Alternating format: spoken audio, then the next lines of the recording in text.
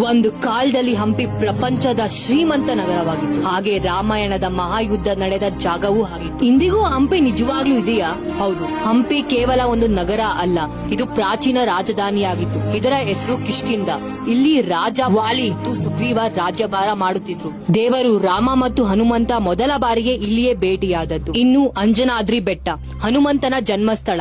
ಆದ್ರೆ ಇದು ಕೇವಲ ರಾಮಾಯಣದ ಕಥೆಯಲ್ಲ. ಶತಮಾನಗಳ ನಂತರ 1336ರಲ್ಲಿ ಹರಿವರ ಮತ್ತು ಬುಕ್ಕ ಎಂಬ ಇಬ್ಬರು ಸಹೋದರರು ಇಲ್ಲಿ ಹೊಸ ಸಾಮ್ರಾಜ್ಯವನ್ನು ಸ್ಥಾಪಿಸಿದರು. ಅವರ ಕಾಲದಲ್ಲಿ ವಿಜಯನಗರ ರಾಜಧಾನಿ ಭಾರತೀಯ ಇತಿಹಾಸದ ಅತ್ಯಂತ ಶಕ್ತಿಶಾಲಿಯ ನಗರವಾಗಿತ್ತು. ಕೇವಲ 100 ವರ್ಷಗಳೊಳಗೆ ವಿಜಯನಗರ ಪ್ರಪಂಚದ ಶ್ರೀಮಂತ ನಗರವಾಯಿತು. ಯುರೋಪಿನ ಪ್ರವಾಸಿಗರು ಇಲ್ಲಿ ಬಂದು ಹಂಪಿಯ ಮಾರುಕಟ್ಟೆಯಲ್ಲಿ ವಜ್ರ, ಮಾಣುಕ್ಯ ಮುಂತಾದ ಹವಳಗಳನ್ನು ಮುಕ್ತವಾಗಿ ಮಾರಾಟವಾಗುತ್ತಿದ್ದವು ಅಂತ ಹೇಳುತ್ತಿದ್ದರು. 1565ರಲ್ಲಿ ನಡೆದ ಒಂದು ಹೋರಾಟ ವಿಜಯನಗರವನ್ನು ಸಂಪೂರ್ಣವಾಗಿ ನೆಲಸಮಗೊಳಿಸಿತು. 4 ಭಿನ್ನ ರಾಜವಂಶಗಳು ಶತ್ರುಗಳನ್ನು ಸೇರಿ ಹಂಪಿಯನ್ನು ಆಕ್ರಮಿಸಿದರು.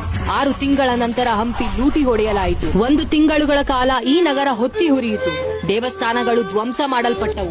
ಅರಮನೆಗಳು ಸುಟ್ಟು ಕರಕಲಾಯಿತು. ಒಂದಾನೊಂದು ಕಾಲದಲ್ಲಿ ಪ್ರಪಂಚದ ಶ್ರೀಮಂತ ನಗರವಾಗಿದ್ದ ಹಂಪಿ ಇಂದು ಕೇವಲ ಹಾಳಾದ ಸ್ಥಳವಾಗಿ ಉಳಿಯಿತು.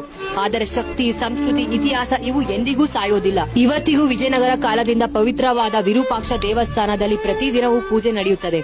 ಅಂಜನಾದ್ರಿ ಬೆಟ್ಟಗಳು ಹನುಮಾನ್ ಆರಾಧನೆ ನಡೆಯುತ್ತಲೇ ಇರುತ್ತದೆ. ಈ ಪಾಳು ಬಿದ್ದ ನಗರ ತನ್ನ ಕತೆ ಹೇಳುತ್ತಲೇ ಇಂದಿಗೂ ಅಮರವಾಗಿದೆ.